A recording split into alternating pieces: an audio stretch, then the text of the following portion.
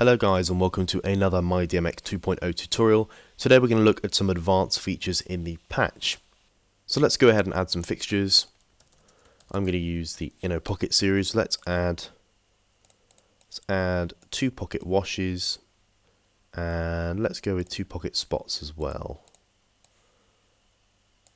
So we've added those lights in, and now if we click on this little button up here, we'll be taken into an alternative view for patching. This is the list view. So in the list view, rather than getting a grid of all of your channels, you instead get a simple list, which opens up to more options which you couldn't access before. On the right hand side, we've got features like being able to invert our pan and tilt simply by using the checkboxes. And we can use this final checkbox here to swap the pan and tilt. Now here on the left we have our addresses, we then have the name for the fixture, the chosen profile we're using, and a shortcut key. Now this shortcut key is rather interesting.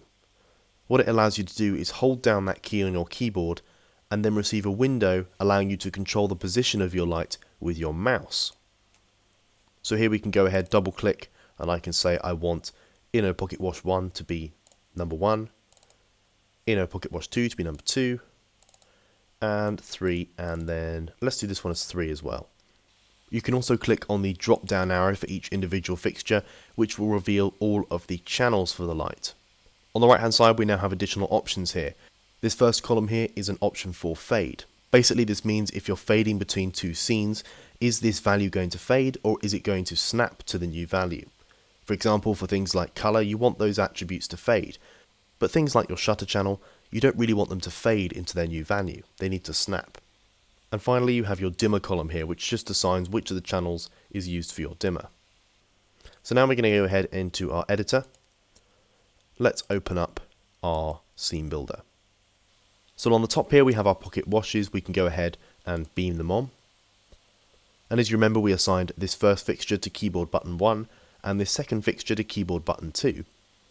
If we hold down button number 1, we get this pan and tilt grid appear on our screen, and we can click and drag with our mouse to then start to control the position of our light. We can go ahead and pan it down here, and you can see below our faders are corresponding to the fixture. Let's do the same thing for our second pocket wash. Go ahead and give it some position like that. Now with our 2 inner pocket spots down here, we both gave them the same shortcut key, which was shortcut number 3. If we hold down button number 3 and start controlling our lights, you'll see that we're now controlling both of those fixtures at the same time, and we can go ahead and move the pan and tilt position using the mouse. So being able to assign those shortcut keys for your pan and tilt positions is a great tool when programming. It really speeds up the process. Rather than hunting for those pan and tilt faders, you can simply hold down the shortcut key.